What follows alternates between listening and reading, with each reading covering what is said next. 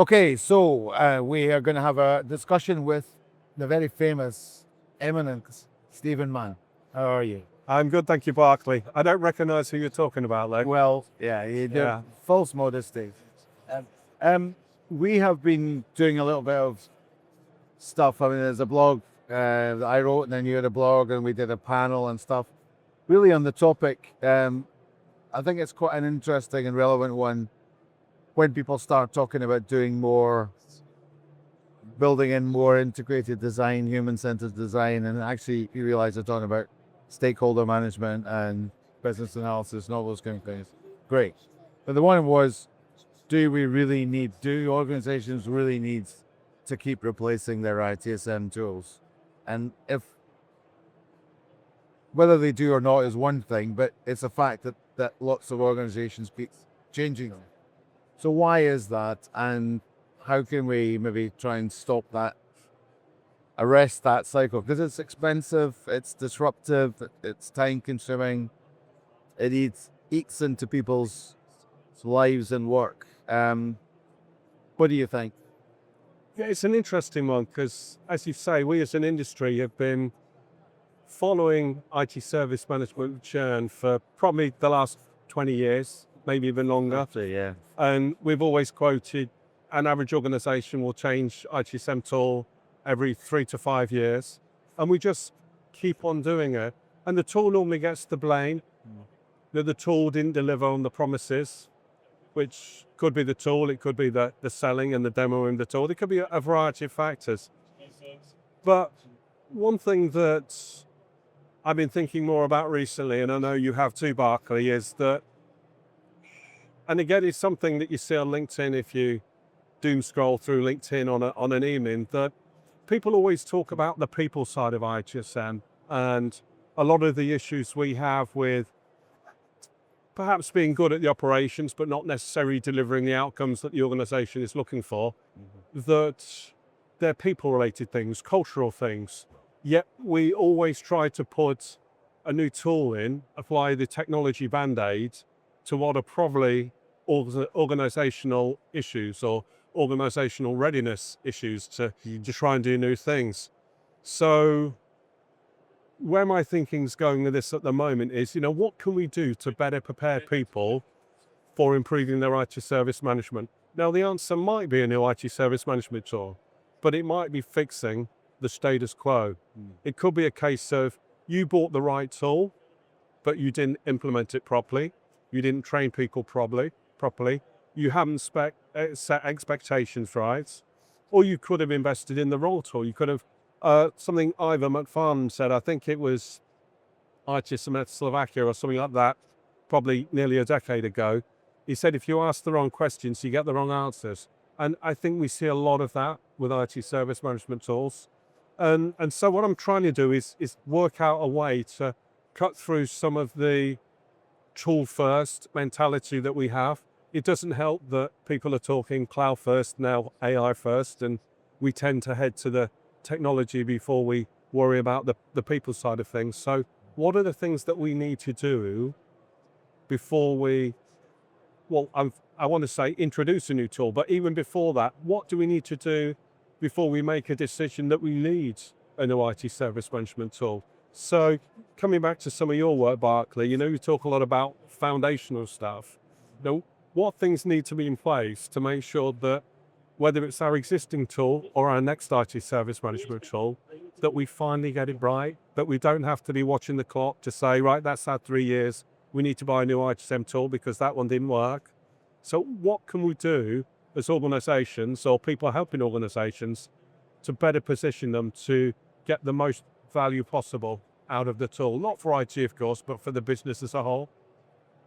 I mean, my view simply is that there are 2-3 key things on the projects that, once you start thinking about it, you've got to be really clear, as ever, you've got to have some definition of what you're trying to achieve, what's the objective, what's the why, all that kind of good stuff. So feasibility, cost benefit analysis, what's it currently costing, what's the leakage when we talk about value leakage in ITIL and so on, but where we not being able to be successful because of the tool, or is it actually something else that makes it present in the tool?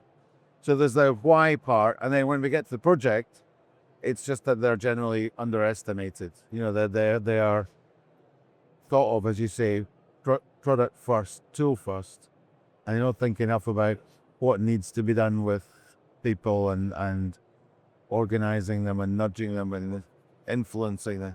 I think it's people and data as well. We don't think enough about the end result that we want and work backwards.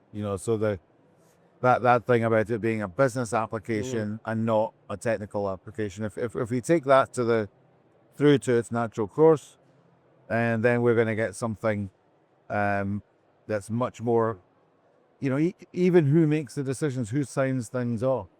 You get a lot of things where it's technical people making decisions that are actually business decisions about, well, we do or we don't want that piece of information, or we're not getting that piece of information. All those kind of things are completely relevant. And I think that's effectively what we've been saying, what you've been saying about how people need to prepare better, they need to manage projects better. I think you have a better sense of what are we trying to do? Why are we doing this? Yeah. And I think some of it's self-perpetuating it as well. I think you're a certain type of person if you work in an IT role or an IT service management role, and you do have an affinity to technology, but then you're buying what should be solutions from companies that are probably selling you technology. If you look at, probably get shot for this, but if you look at a lot of the marketing that surround us here at SITS, it's very much feature and function type stuff. So I'm just looking over there, and I won't name a name, but it just says AI-powered service management. And you think, yeah, you've just stuck AI in front of service management because it sounds sexy, it sounds relevant, topical, whatever. But unfortunately, people might be looking for AI to help them with their service management, and it's disconnected from what we ultimately need from service management, that the technology is seen as the fix rather than the enabler, shall we say. I think there's a bit of need to as well, particularly, when there's always new stuff coming through. We need to keep up with that. And, if we're not agentic, then we're not.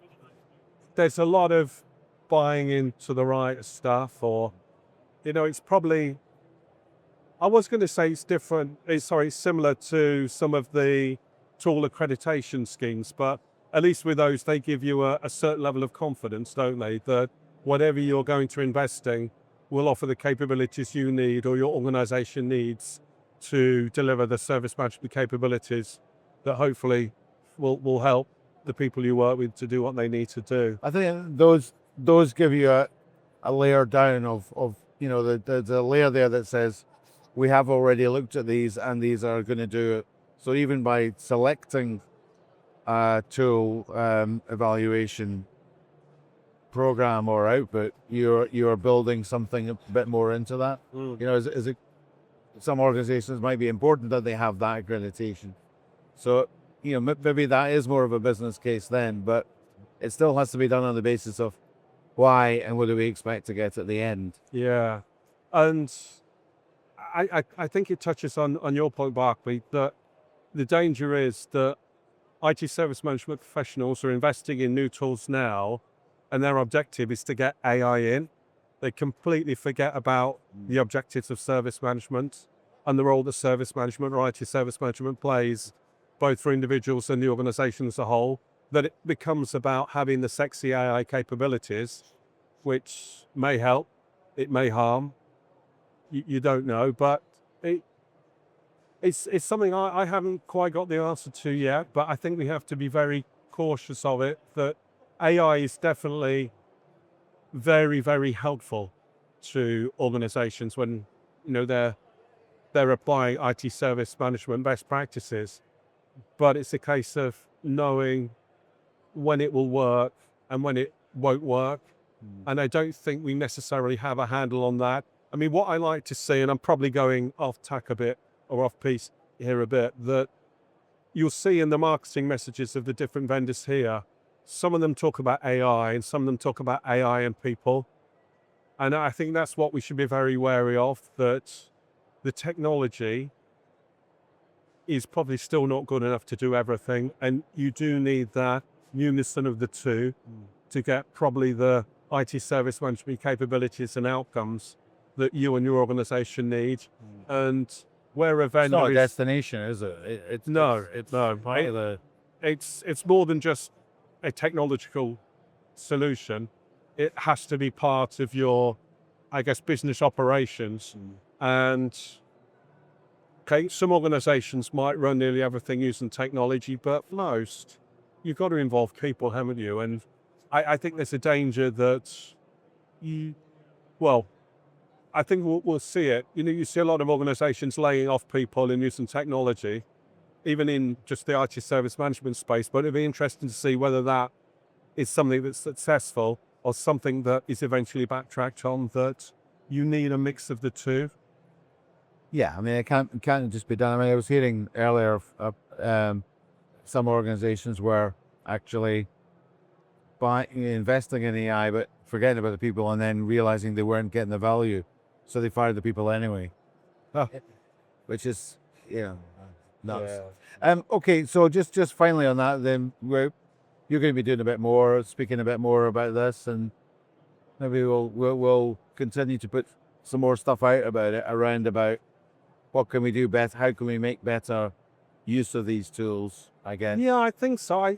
I think we need an intervention, for want of a better phrase or a better word, that we need to stop the cycle. Yeah. And, you know, you've been in the industry a long time, and it doesn't matter where you look, you get the odd organization that has had the same IT service management tool for 10 years and they're very happy with it. You probably also get the same, an organization that's had the same tool for 10 years and isn't happy with it. But it's that level of churn where you think, this can't be right. It's not doing it. It's, Yeah. it's, I want to say operator error.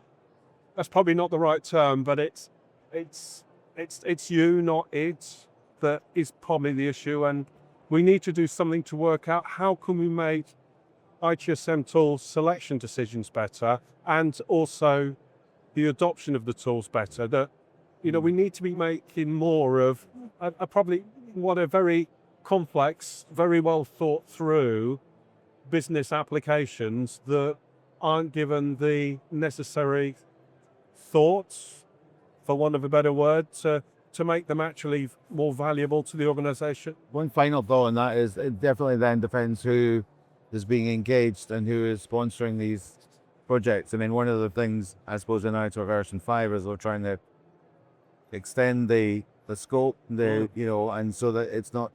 So, I mean, I think if you just keep giving ITSM and operational people the task of getting a new tool in, and they don't feel that they're engaged with the rest of the organization, they're probably going to make the same mistakes. You know, you're going to widen the scope of the stakeholders to make it successful. And it is a proverbial kind of words that you're now buying an IT service management tool to do enterprise service management, or whatever you wish to call it, within your organization. And other parts of the organization might not relate to it, but some might.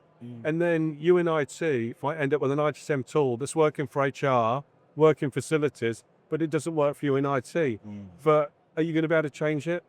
I would say probably not. And you sort of torpedoed yourself in many ways. Yeah, I know.